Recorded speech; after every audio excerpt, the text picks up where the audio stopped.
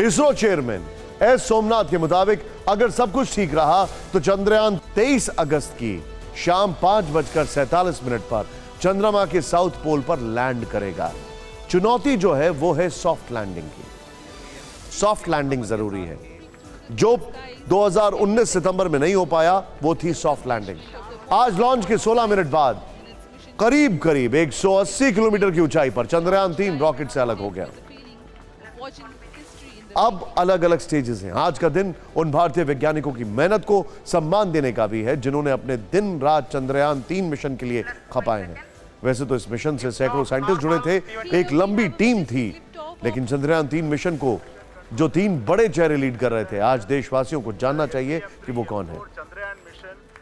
सबसे पहला नाम है सोमनाथ का, जो इसरो की चेयरपर्सन है। इसरो की कमान संभालने के बाद है सोमनाथ ने चंद्रयान 3 मिशन को रफ्तार दी।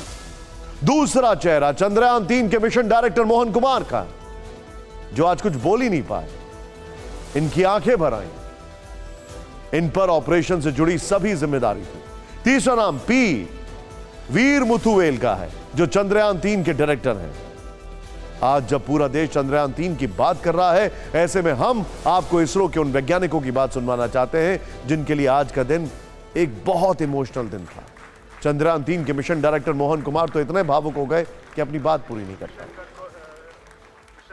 3, 2, 1, 0।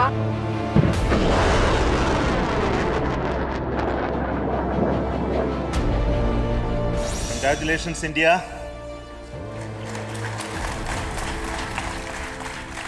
Chandrayaan 3 has started its journey towards moon. Our journey to moon has begun now for the most awaited soft landing.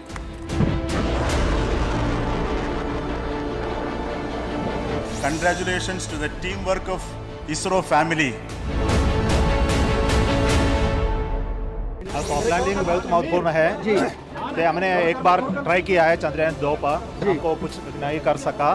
जो प्रॉब्लम था वो सब करके जी, और हमारे लैंडर को अधिक बढ़वा बनाया है।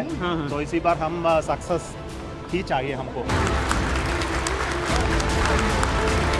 Very exciting mission today we had, and the injection accuracy is so excellent that the Chandrayaan spacecraft is injected into the precise orbit. इस बार हमारा कॉन्फिडेंस बहुत ज़्यादा है। It is indeed a moment of glory for India and a moment of destiny for all of us over here at Sriharikota who are a part of the history in making.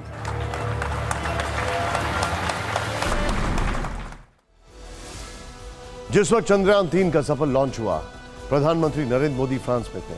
उन्होंने वहीं से भारतीय वैज्ञानिकों की इस कामयाबी पर बधाई दी।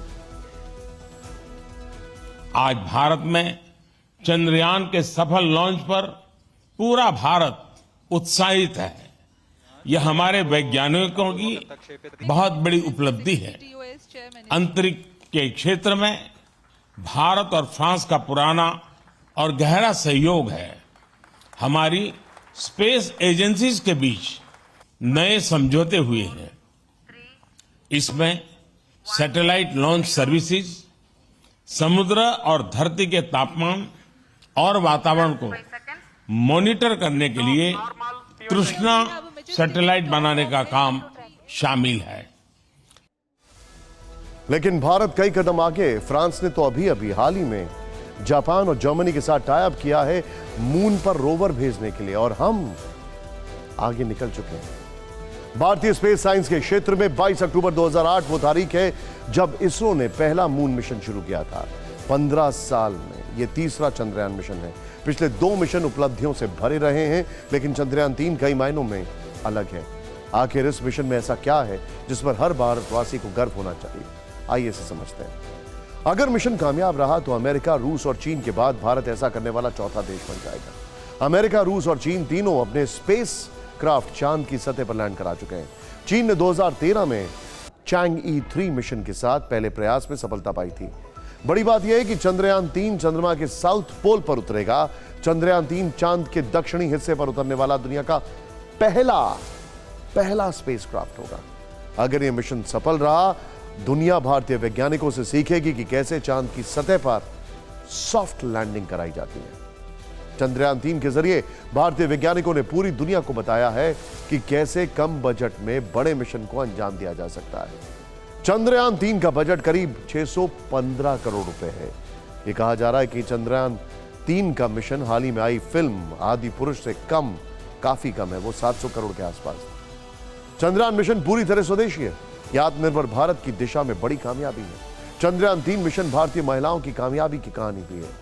चंद्रयान 3 मिशन में 54 महिला इंजीनियर और वैज्ञानिक काम कर रही हैं। चंद्रयान 3 के चांद के साउथ पोल यानी दक्षिण हिस्से पर लैंडिंग को भी काफी महत्वपूर्ण माना जा रहा है। लेकिन सवाल है क्यों? चलिए इसका जवाब आपको बताते हैं। अब तक चांद के दक्षिणी हिस्से पर कोई भी स्पेसक्राफ्ट जो है वो नहीं उतरा है। दक्षिणी छोर का ज्यादातर हिस्सा अंधेरे में रहता है और उसकी एक बड़ी वजह यह है, अंधेरे की वजह से यहां पानी मिलने की उम्मीद है।